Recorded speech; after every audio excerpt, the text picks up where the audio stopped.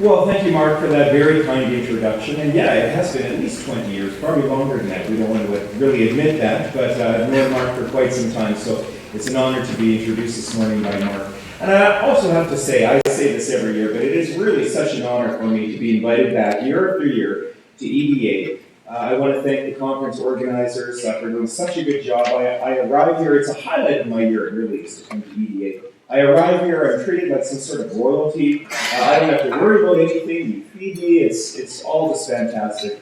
And it's really great that I've gotten to know so many of you personally year after year and developing some very nice friendships within EDA. So I feel very much honored and at home to be here this morning, to talk to you this morning. I will talk a little bit about the book a little bit later on, but I did want to say that EDA is also a very nice, I guess, match for me to talk to, because the jurisdictions, the cities and towns across the province that you represent are those cities and towns that I visit frequently, and that I guess I represent or represent ATB to those cities and towns. And I do travel to many of your communities. In fact, this week I was in Bonnyville, Cold Lake, Stony Plain, Edmonton, Stony Plain again, Rocky Mountain House, Kananaskis today, and Red Deer tomorrow. So that's not quite a typical week for me, but I do get around the province and I try to visit as many towns and cities as I can. And I do hope, in fact, that some of you might give me a call sometime and take advantage of the fact that I am available to come and do presentations or come and do talks or seminars. That's exactly what ATB would like me to be doing. So I am a resource that's available to everyone throughout the province, and I would love to build some of those relationships with your own local economic development authorities. All right, on to what I want to talk about this morning. The title of my presentation, Alberta Economy 2012, A Game of Skill and Chance. Let's see how we forward this. Anyone remember what this game is? You have to be at least as old as me. Stock ticker, yeah. Some of you will know this immediately. But usually you have to be at least as old as me to remember this game. This is a game of stock ticker. Popular board game from the 50s and 60s. I don't know if people play it a whole lot anymore. However, I did get caught up in a game of stock ticker over the Christmas holidays up at my parents' place in Edmonton. And it kind of struck me that stock ticker really does a good job, in fact, mimicking what goes on in stock markets and commodity markets, the way things move up and down and you buy and trade stocks. Now, in the real world, there is a little bit more to it, obviously, than the game. But I thought there's some understanding that we can gain, some insight we can gain from a simple board game like this. So when I was thinking about the economy in 2012 and trying to put together my presentation for where things are going this year in the global economy and Canada, Alberta, I drew inspiration from my parents' game cupboard, because there's all these games, these board games and crazy things from the 60s and 70s that probably a lot of you will remember. And I drew inspiration from those. So what I'm going to do is talk about some of these interesting events going on around the global economy. There's never any lack of interesting situations to talk about. We're going to talk about a few places around the world. We're going to talk about Canada, the United States, obviously, and we're going to talk about Alberta. And for many of these situations, I'm going to pull a game out of the game cupboard to help give some insight, or maybe help us explain a little bit or understand a little bit better what's going on. So let's start first of all. Let's start this time in Asia and talk about China and the emerging Asian economies. Now, when we talk about the emerging Asian nations, we tend to lump them all together. But really, there's many distinct countries. They all have different kinds of economies. India is very different than Indonesia or South Korea or China. But I am going to focus my comments this morning on China. It is the largest of the emerging nations. By some forecasts, in fact, China will overtake the United States by the year 2020 in terms of the largest economy on Earth. So a lot obviously hangs in the balance with what goes on in China this year. Well, the game China is going to be playing is this one. Remember Twister? This was a wild party game of the 60s and 70s. Most of you would remember Twister. To be a good Twister player, you need three qualities. You need balance, you need flexibility, and it really helps if you're young. Youthfulness is an asset in the game of Twister. So does China's economy demonstrate those three qualities in 2012? Well, let's talk first of all about balance. The trick for the Chinese government and the central bank is to sort of balanced growth in China, right around 8 or 9% real GDP growth. And that's about where it's been over the last decade or so. Very rapid level of growth. If things ramp up too much faster than 8 or 9%, they run into problems with inflation and asset prices, and everything kind of runs away on it. However, if growth falls below, much below 8 or 7%, they're going to run into some social problems with not enough jobs being created to accommodate all of those migrants that are still moving from the rural regions of China to the cities.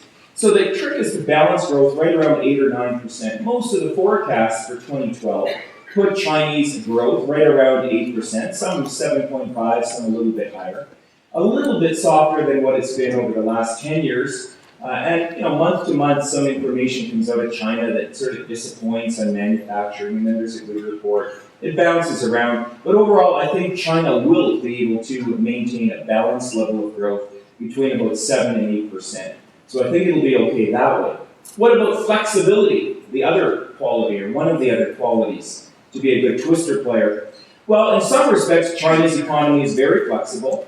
They're very good at ramping up and being able to respond to new technologies and new consumer demand. Flat screen TVs weren't really a thing 10 years ago. And all of the manufacturing goods, the consumer goods that we here in North America and Europe buy, they're very good at flexibility that way.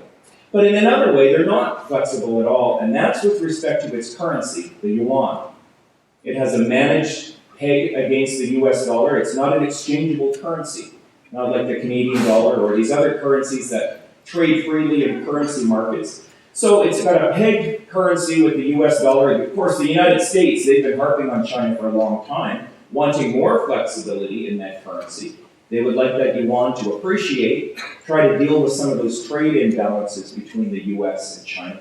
But I actually don't think we will be seeing much of that at all. Not much flexibility on its currency exchange rate, regardless of what the United States and the rest of the global community is saying. Finally, youthfulness. Is China young? Well, again, there's a couple of ways of looking at it.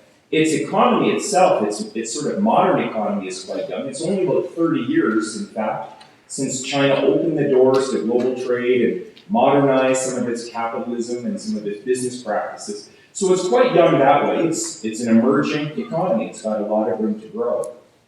But in another respect, China is not young, and that's the demographics. Its population is, in fact, growing older.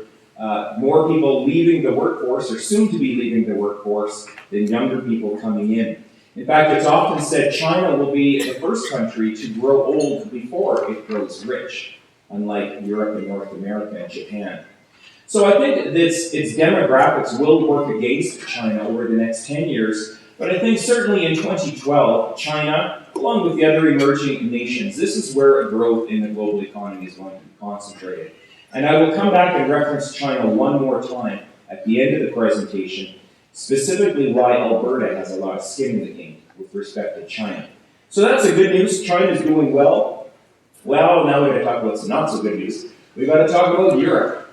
Oh, the Europeans and their drama. It's always something going on there. Well, lately, actually, the last couple of months, things were looking like they were improving a little bit. But the storyline remains the same. All of these southern Mediterranean countries, notably Greece, so much attention's been put on Greece, but increased scrutiny on Italy and Spain, Portugal, even Ireland. A lot of these countries, their government debt, their sovereign debt, unsustainably high, and real questions or fears that we might see some defaults on this government debt. Their economy not doing well. Germany and Northern Europe doing obviously much better, but Southern Europe and already in deep recession. Well, the game they're playing in Europe this year is this one. Remember Kerplunk? Kerplunk was a fantastic game for kids back in the 60s and 70s, and if you don't remember Kerplunk, there's only two things that can happen when it's your turn. So the trick is you got to pull out one of those sticks. One possible outcome is nothing happens. That's actually the good news. All the marbles just kind of stay suspended there, and that's good. The other outcome, of course, is that the marbles start to fall down, and that's bad news. Nothing ever good happens in Kerplunk. It's either nothing or bad news. And that's kind of where Europe's economy is going to be in 2012. They're looking at very, very flat levels of growth, like I said, with Germany, sort of propping up the recession in Southern Europe. Either a flat level of growth or, more troublingly, a deeper continental recession. The little boy and the little girl in this picture, they're having a good time playing for fun. If you can think about those two as Angela Merkel and Nicolas Sarkozy, leaders of Germany and France, and they're playing global kerplunk with Europe's banking and financial system. The big game for them will be to preserve confidence, investor confidence in the European banking system. In other words, all those marbles hanging there are the financial system in Europe. And if there is a run of confidence on those European banks, because those banks, remember, have a lot of exposure to that bad government debt.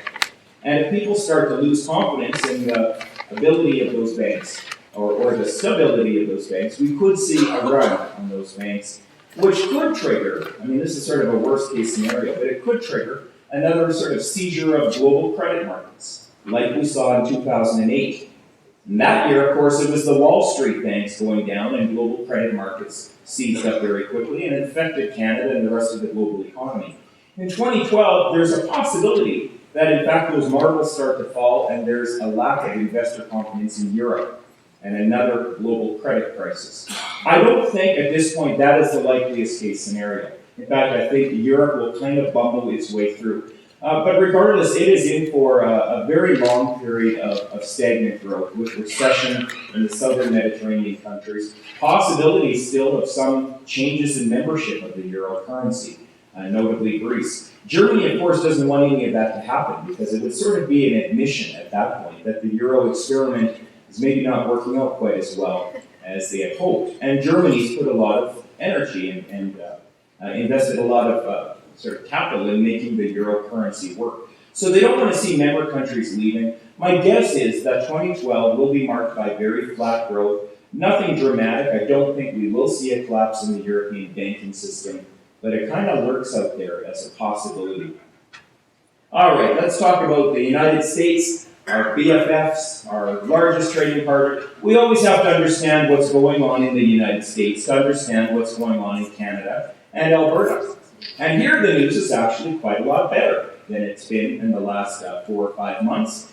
Most of those indicators in the United States are actually now showing some encouraging signs. Much different tone, even than when I was giving this presentation at the beginning of January. The tone now that we're into close to the middle of April is a lot brighter. And you almost feel these clouds lifting off the U.S. economy. Now, we don't want to get carried away. The U.S. is not growing at a pace that you would call normal. Nor is the unemployment rate anywhere as low as it should be. But the two big problems in the United States, the labor market and the housing market, in both of these we are seeing some encouraging signs. The housing market, those signs have been very, very timid, but at least they're pointing in the right direction. The rate of foreclosures in some of those states that were hit pretty badly, Arizona and Nevada, there's still foreclosures, but the rate of foreclosures is less. And in some of those states where, in fact, they weren't hit as hard, the Pacific Northwest and the mountain states, now we're seeing real estate prices on the rise again, gradually, but they're all moving in the right direction. So I think the best you can say is that the housing market in the United States has definitely seen the worst, and it is now on a very, very slow and gradual improvement. The labor market, a little bit better news there. In fact, the last 7 months in a row, the U.S. economy has been adding jobs. And it actually looks like it's gaining a little bit of momentum. Now, the very last month we have numbers for, the month of March, those numbers were a bit disappointing. Economists had hoped for 200,000 new jobs created. It only came in at about 120,000 new jobs, which was lower than what was hoped for, but at least it's still an increase in jobs. It's not a drop of 120,000 jobs. So for 7 months in a row, the U.S. economy adding jobs. They're all in the private sector. These are not government jobs being created anymore. By government is still shedding jobs. So all of that is encouraging. That unemployment rate's gone from 10.2% when Mr. Obama took office to 8.2% today. Still needs to fall about 3 more percentage points before you would say it's sort of a balanced labor market. But it's moving in the right direction. The game the United States is going to be playing this year is this one. Remember Operation? Operation is, unlike some of those other games, Operation is entirely a game of skill. There is no luck involved in operation. There's no dice. There's no drawing of cards. It takes a skillful hand. You know how it works. You got to go in there with those little tweezers and you got to remove the little bits of plastic, and you can't touch the side or you're going to light up the guy's nose, right? That's the game. Well, the U.S. Federal Reserve, for the last 4 years, they've had a task ahead of them. And their task has been to try to stimulate growth in the U.S. economy, and they've been using their tools, their tweezers, I guess, monetary policy, basically printing more money, or the rounds of quantitative easing that we've heard so much about, cutting interest rates to record low levels, doing everything they can to try to inject some life into the U.S. economy. So far, they have not really been successful. You can't say the U.S. economy is back to normal. So they have not yet achieved their goal. However, you could also say they have not yet screwed it up either. They haven't touched the side and lit up the guy's nose.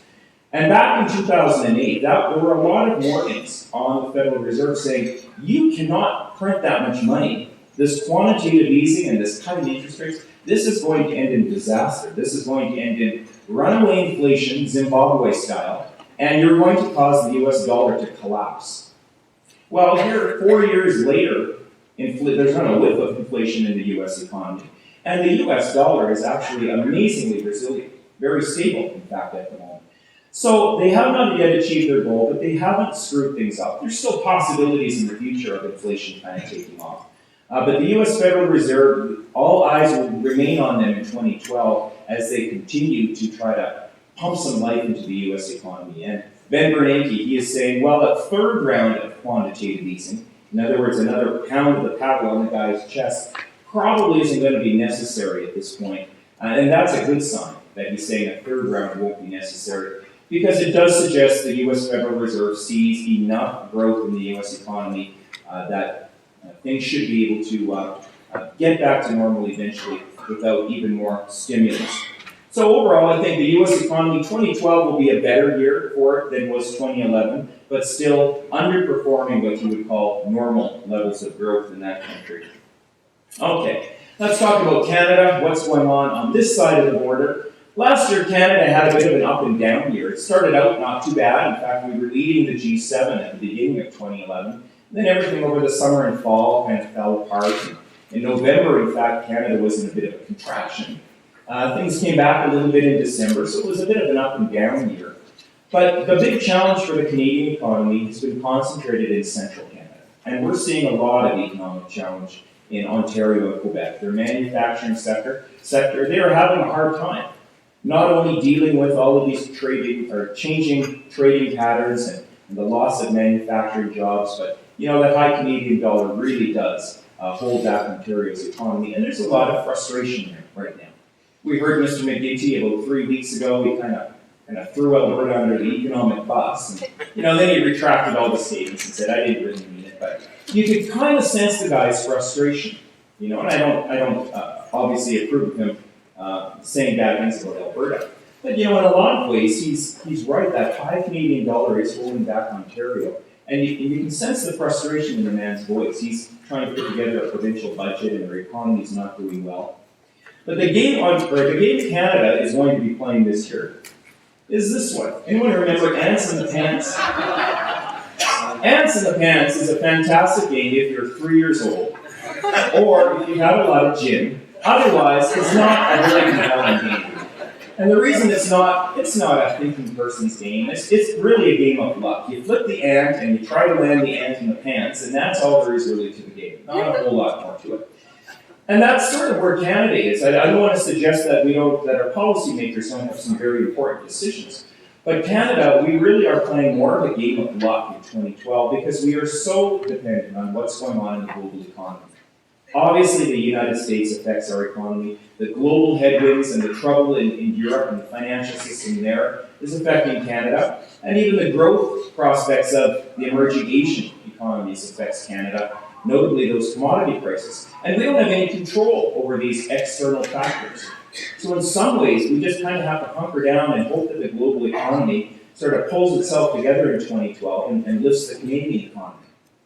There are certain things, in fact, within our own domestic control, and some policymakers will be looking at these, notably around household debt. This has been the number one concern every time Mark Carney opens his mouth, he kind of gets on this, household debt's too high, the federal government a little worried about it, worried about perhaps some real estate bubbles building in Toronto and Vancouver, notably. So we may see some changes. In fact, I would anticipate some changes to that CMHC, the mortgage lending, probably lowering that amortization to 25 years. I think we could anticipate that in 2012. Some policy measures around trying to sort of make sure household debt, in fact, doesn't rise any further or get out of control. But overall, I think the Canadian economy, central Canada will continue to lag in 2012, and Western Canada will be the focus of growth. Which leads me then to, anyone know what building this is? The Edmontonians will know. This is the AGA, the Art Gallery of Alberta, downtown Edmonton. The Calgarians usually scratch their head and look at this, and I don't know what that is. But this is the new Art Gallery of Alberta. And I'm using this as my, I guess, iconic slide of Alberta because it is a very unusual building. It looks a bit like some, spacecraft that's from space that crashed in Churchill Square Park. I think it's a beautiful building, but it's an unusual building, and Alberta's economy is actually in a very unusual place right now. We came sailing through 2011 in very, very good shape. As we heard last night, half of the new jobs created in all of Canada were created in this province. 98,000 full-time private sector jobs. Those are exactly the kinds of jobs economists like to see. And when you talk about half the jobs in the country, we only account for 12% of the population of Canada. So there's no question Alberta last year was the jobs engine of the country. And we're seeing that interprovincial migration picking up, more people moving to Alberta. The final estimates for GDP growth, we don't quite have the official estimates from Stats Canada yet, but it was probably around 3.84% real GDP growth. And when you think about everything that's gone on in 2011, for part of, never mind Asia, but for a modern, developed economy like Alberta's, to be growing at 4% is pretty remarkable. The main reason, of course, why we performed so well last year, well, there's no big surprise, it's this right here. You guys are a smart crowd, you know the game. We are very much a resource-dependent province, this resource particularly. That's not to diminish the contributions of agriculture, which were also notable in 2011. Sometimes we forget about agriculture and the contributions there. Agriculture was a very, very strong supporting industry in 2011. But nonetheless, crude oil kind of steals the show a lot of the times. Prices for crude oil in 2011, there again, it was a bit of a roller coaster. It was kind of soft over the summer and early fall. In fact, I remember the 1 week in September of 2011, oil prices went from $85 to $73 within like 3 days. And downtown Calgary, you just about see blood draining out of people's heads because they did not know what this was. It felt a little bit again like that collapse in energy prices we suffered in 2008. However, it did not result in that. It hit $73 one afternoon, and then it turned around and started climbing. And by the end of the year, that North American benchmark price, that West Texas Intermediate, was trading at $100 US a barrel. And it's been remarkably stable, given everything that's going on right now. Oil prices have been pretty stable, around $100 US for that West Texas, for the last 5 months. And in fact, it seems like a high price, but North American is actually suffering or enjoying, depends who you are. But prices in North America are actually considerably lower than what they are in Europe right now, for a variety of different reasons. But nonetheless, at $100 oil, this province is doing well. Investment in the oil sands, conventional oil, non-conventional oil plays, a lot of activity, and you guys are seeing this in your towns and communities. It's one thing to talk about where oil prices were last year, but what we want to know is where oil prices are going. Well, here, the game is this one, snakes and ladders. Remember this game? Unlike Operation now, Snakes and Ladders is entirely a game of chance. There is no skill at all. That's why it's a great game for the whole family, because no one has any advantage. There's no strategy. You roll the dice and hope for the best, and that's all you can do in Snakes and Ladders. Now, I don't want to suggest that our energy resources, that there's not some skill and planning and strategy with how we develop those resources. Absolutely there is. But when you consider Alberta as a price taker, there's nothing we can do in this province to influence those North American or those global prices. The price is the price. It's set by factors outside our control, so we take whatever price we get, and it is often a roll of the dice. And in 2012, there will be some ladders and there will be some snakes that will push prices higher or lower. And what are some of those ladders and snakes? Well, the ladders, the big ladder at the moment is the situation in the Middle East. And that is in fact why oil prices, especially European oil prices, are very high at the moment. Turmoil and instability, political conflict, and all sorts of nastiness in the Middle East is pushing those oil prices higher. I'm not a geopolitical expert, but I don't know of any experts who would suggest that in 2012, all of this is going to wrap up nicely and all the tension's going to go away. In fact, if anything, I think it will be the opposite. I think tensions are escalating in 2012. And that will continue to put upward pressure on prices. $120, $130, $150 a barrel is possible, especially if Iran starts to dust off nuclear weapons and start pointing them at people. There's just really no saying what can happen in the Middle East. Hard to predict. On the downside, there are some snakes out there which could influence prices lower. What are some of those? Well, getting back to Europe and their financial game of kerplunk, if we were to see a run in European banks, and if we did see a collapse there and another repeat of global credit markets seizing up, that would certainly drag Europe into recession and likely the United States into recession. And if we lose Europe and the United States, we're going to lose Asia and China particularly. Maybe not to an outright recession, but growth in China will go from 8 or 9% to 3 or 4%, and they will be demanding and consuming far less oil. In that sort of scenario, $60 oil, $50 oil is very, very possible. So what's it going to be? $50 oil, $150 oil? It is a game of snakes and ladders. We don't know with certainty. But my guess is, at this point, that the ladders are stronger than the snakes, at least where we're sitting right now. In other words, the possibilities of increased turmoil and tension in the Middle East is more likely than a collapse of the European banking system. So given that, my best guess for oil prices is that we're going to continue to see it trading close to where it's at now, probably a little higher. So for that North American benchmark price, probably between $100 and $120 US a barrel. If that holds up, that is actually a very favorable price environment for Alberta producers, and I think we'll put this province in very good situation. All right, another big topic we've got to talk about are these pipelines. Who would have thought that something as typically mundane as pipeline utilities would rise to the #1 business news story of 2011 in this province? Usually there's not nearly so much attention to pipeline transmission, but in 2011, of course, there was. The Keystone XL pipeline, and now the Northern Gateway pipeline, these are big news stories. And they're noteworthy because all of a sudden there's question marks if they're going to proceed or not.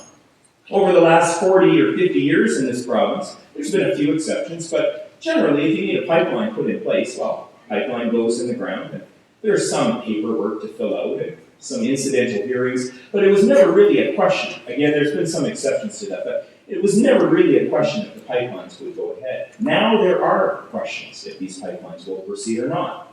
And the game we're playing here is this one. Remember Story? Yeah. If you haven't played Story, the game of Story, you got to move your little token around the game board, and out of the blue, without justification, someone hands you a Story card. And it's very frustrating because if you get handed a story card, you got to start at the beginning. You got to move your token all the way back to the start.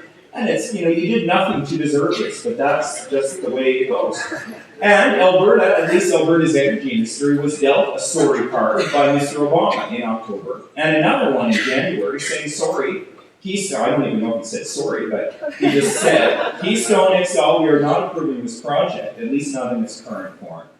Now, there was a change. There has been a bit of a development over the last 3 weeks or so when, in fact, Mr. Obama did announce that the southern piece of Keystone, from Cushing, Oklahoma to the Gulf, that piece of it is now given approval. I'm not even really sure why. The White House doesn't need to approve that piece. It doesn't cross an international border. Nonetheless, I think Mr. Obama was sending a message, and the message was Keystone eventually will proceed. We're approving the southern piece of it now. And I think he was sending a message to industry in the United States and to Americans that we do need Canadian oil, and this project is eventually going ahead. So get used to it. That is actually very positive news for Alberta. But nonetheless, right now, that pipeline from Hardisty to Cushing has not yet been approved. and the Northern Gateway Pipeline. You know, this was supposed to be the simpler of the two projects. It seems now there's some real questions about if this is going ahead. I understand, you know, the Chinese, they're very interested in receiving our crude oil or our bitumen. And I guess there's been some surprise in China saying, what, you're still not done that pipeline? It's been 6 months already. Why is there, you know, why is the pipeline not already built? I mean, it just confounds them. And I don't suggest we go to a system in China where there's no consultation at all. Fortunately, we do live in Canada where democracy and rights are respected. But that does come at a cost, and the cost is, you know, delays to some projects, and possibly, you know, the project won't be approved. I don't want to make any speculation on either pipeline. I don't want to guess if they'll be approved or not. But what I would say is we are in a new era in this province with pipelines, wherein we can't assume if these pipelines will proceed. Like I said, over the last 50 years, you can make that assumption. But now I think it's sort of contingent, or it's up to the energy industry to maybe come up with some contingency plans, some plan Bs and plan Cs and plan Ds, and this is where it's going to take maybe some creative thinking about how, in fact, we can get product to market. If someone moves our cheese, anyone read that book, Who Moved My Cheese? Yeah. Well, the energy industry should be reading this book because their cheese is moving around. So it's going to take some creative thinking. I certainly think that the energy industry obviously has a bright future in the province. But this does create some changing game plans a little bit for them. Okay, finally, the residential real estate market. Everyone usually is interested. If you're not a buyer or a seller at any given point, most of us, at some point in our adult lifetime, we hold some real estate as an asset. So we're always interested in knowing where are real estate prices going, what's going on there. Well, the game I think we're playing in residential real estate this year is this one, Scrabble. I would say if you want to kill a party and send everyone home, pull up the Scrabble board. Maybe Jerry should have pulled it out last night. Hospitality, and it's not to say that Scrabble is not a good game. In fact, of all the games I've talked about, Scrabble is without question my favorite game. It's just not a hard game. It's not a wild, no riots are breaking out over a game of Scrabble. It's a very slow game, especially if you play with my brother. You know, it just takes forever sometimes. But you gotta think your way through Scrabble. There's strategy involved.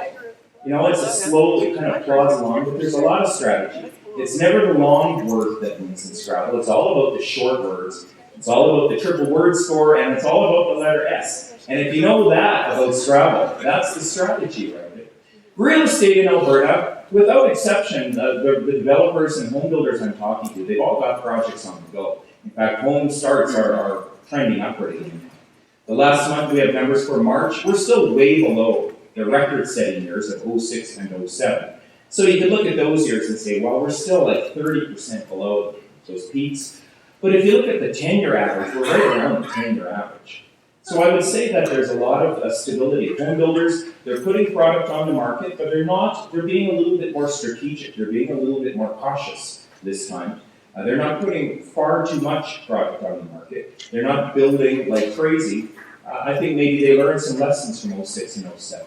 I would describe the pace of activity and the price environment as being pretty stable right now. Some might say flat. That's a pessimistic word. Flat, I say stable. I don't think we're going to see big changes in prices, none for new homes or for existing homes. There might be some upward pressure on existing home prices in 2012 because, as I mentioned earlier, Alberta is now once again receiving provincial migrants, and that will put some upward pressure on demand. On the other side, if we do see some of those changes to CMHC, that could take a little bit of the wind out of the sail of real estate, especially at that entry level. But on balance, I think we're going to see a pretty stable market. If anything, probably some gradual upward movement in price. And I think that's actually a very good place to be. So just to kind of summarize, what's the game plan then for Alberta in 2012? I think we're going to see moderate economic growth. Just a shade slower, in fact, in 2011. Now, the takeaway from that is positive. I don't want you going away thinking, oh, growth is slowing down. Faster is not always better. And if we had 4% growth last year, 4.5% growth this year is not really where we want to be. We found out in 06 and 07 what happens when growth ramps up too fast. I think what we'll see is growth between 3 and 3.5% real GDP very nice, moderate level of growth. I think something that will provide some stability, not runaway growth, shade slower than last year, but a very favorable, very enviable rate of growth. Oil, as always, will be the wild card. Those agricultural commodity prices as well will obviously support it. And I think there we're looking at strong, at least stable commodity prices across the board. But it is for oil prices particularly, it is a game of snakes and ladders. We don't know where those prices are going to be. China will be the most critical country for Alberta to watch, not the United States. Now that's not to imply that the US is not our largest trading partner. Obviously they are, and they always will be. In fact, we trade very little with China. But why China is so critical right now is because it is China and Asia that's keeping these commodity prices, these global prices, where they're at. And if we were to somehow lose China to a downturn, we would lose those commodity prices. So China's growth is a critical piece of it this year.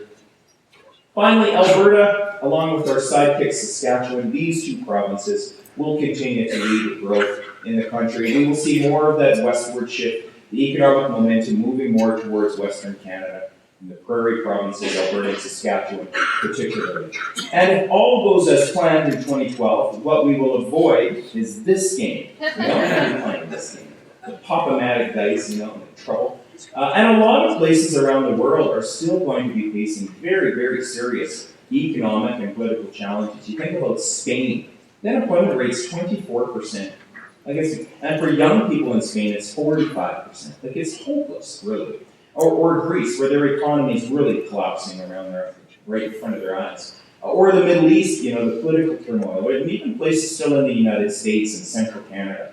A lot of economic challenges. But I think Alberta is in a very enviable position right now. I think we're going to see a very nice level of economic growth. I'm sensing that even at this conference, that the level of optimism is better, much better than it was 2 or 3 years ago, certainly. And probably of the 5 years I've been part of the EDA, you just sense the energy in the room and the optimism. And as I travel around the province, it leads me to kind of believe that Alberta, our growth in 2012 will be very good, a very enviable place to be. And with that, I will conclude. Most of you probably already know about the daily economic comment that we prepare. My army of economists, well, I have one other guy that works with me, so it's a small but mighty army. So we put together the daily economic comment every day, and then Fridays, you better be doing that right now, actually, we put together the weekly bulletin, and it's always focused on what's going on in Alberta's economy, and that's where we really feel ATB can make a contribution. The other banks, they actually do have real armies of economists. And they put together all kinds of really great information. But ATB, we can focus on what's going on in this province particularly. So if you want to check that out, you can go to atb.com and look for the little button that says economics and research. And then finally, I will talk a little bit about my cute little book here, The Boiling Frog Dilemma, Saving Canada from Economic Decline. I did co-write this with my long-time friend and former colleague, Robert Roach from the Canada West Foundation. And as Mark said, it tries to answer one fundamental question, and that is, what creates wealth in the economy? And we argue it's not hydrocarbons in the ground that create wealth, and it's not a chicken slaughtering factory or an auto assembly plant in Oshawa. What creates wealth is the power of new ideas. And we heard Annette last night talk a little bit about that too.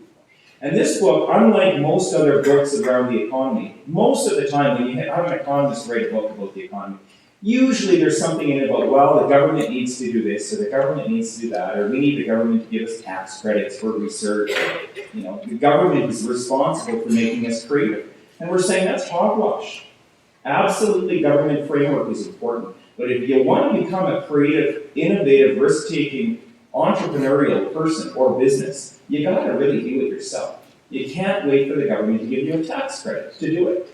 So this book, in some ways, it's a bit of it was described by somebody as a manifesto, which sounds a little bit more, violent or something. But we're kind of throwing down the gauntlet, saying, come on, Canada, if we want to be a world leader, if we want to be the place in the world where people come to find out how are the Canadians doing. They are creative, they are innovative, they are risk-taking, they're cosmopolitan, entrepreneurial.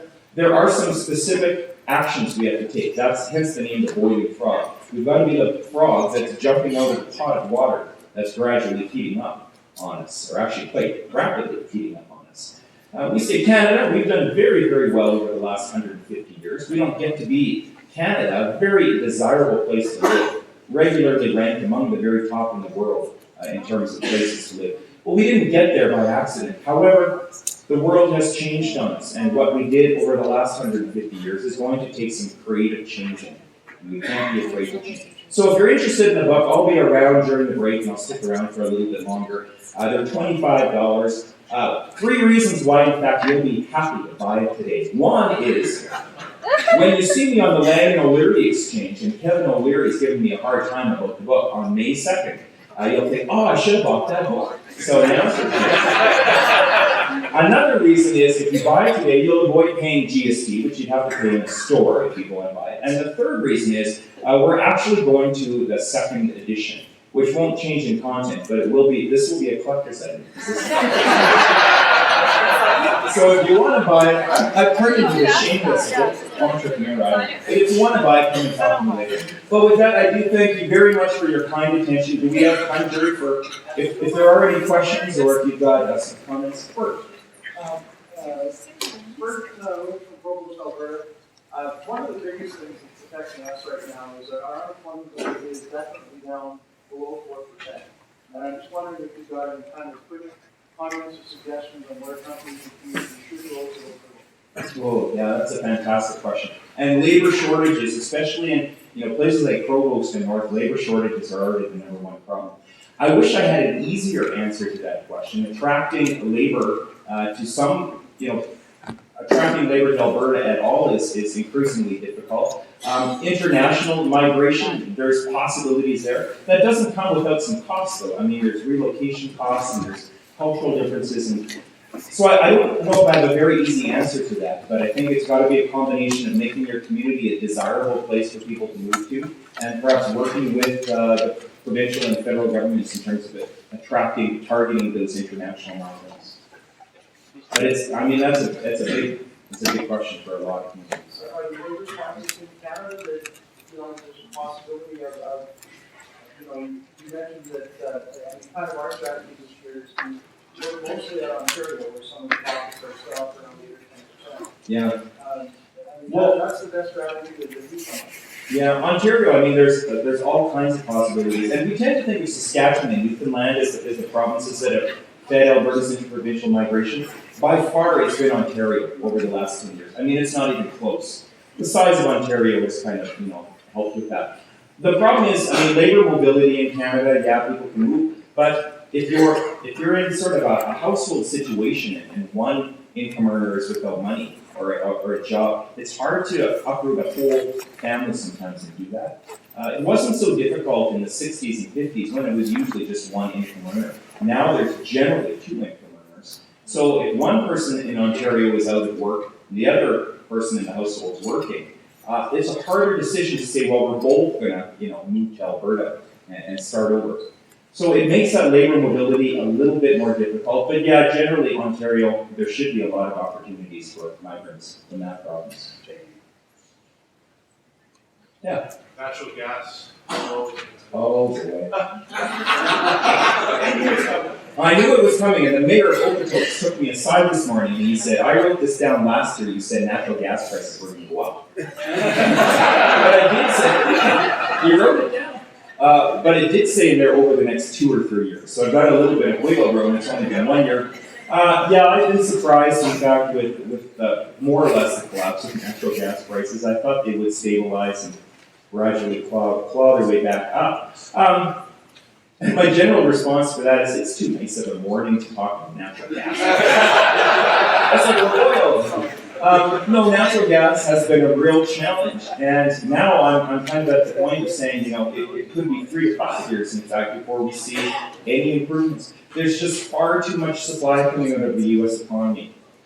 For, I guess, students of basic economics, this is a classic supply and demand problem. Too much supply, not enough demand. So what we need to have is, the supply equation is not going to change. There's so much gas coming out of the U.S. We need demand to pick up. Industrial demand in the United States, it hasn't picked up yet, nor have we been able to get at those Asian markets. Once we start having the facilities in place for LNG, we can export it, that increases then demand. So over the next 3 to 5 years, I'm in the longer run sort of bullish on natural gas, but 2012, it's not going to be a good story. Yeah.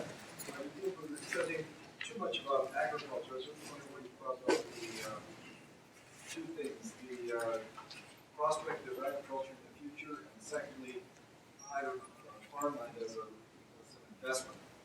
Yeah, well, agriculture, I didn't really say too much about it, but it has performed very, very well in 2011. Everything seems to have lined up in terms of prices, both on the crop side and on the livestock side. And then on the crop side, I mean, the growing conditions, I'm not a farmer, but every farmer I talked to in 2011, they said this is the best harvest we've seen.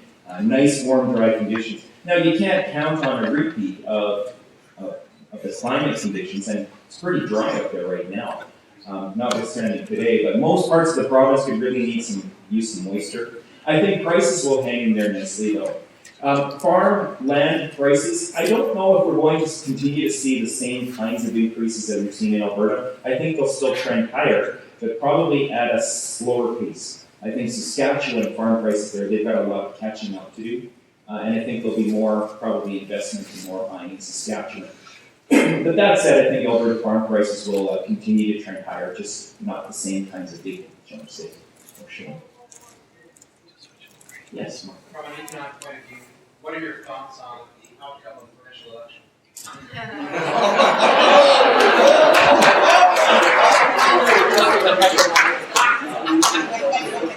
I'm not sure what elections you're referring to. I didn't know there was one on. No, I can't really comment. Mark knows I can't comment about this. I work for a Crown Corporation. So I can't comment on particular parties or, the outcome. But what I would say is, the two parties at this point that have a chance of forming government, reasonable people can argue over, kind of the direction or some of the ideologies of both parties. And there are some clear differences there. And like I said, you can debate about those things. But I don't think under either party, this province isn't going to be going in some wildly different direction.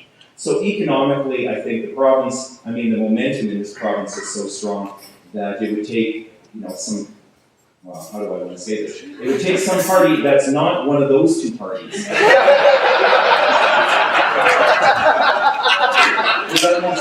To really derail things. I should probably just stop talking here. So the long and short of it is, I think we'll be fine. Thank you very much for your attention.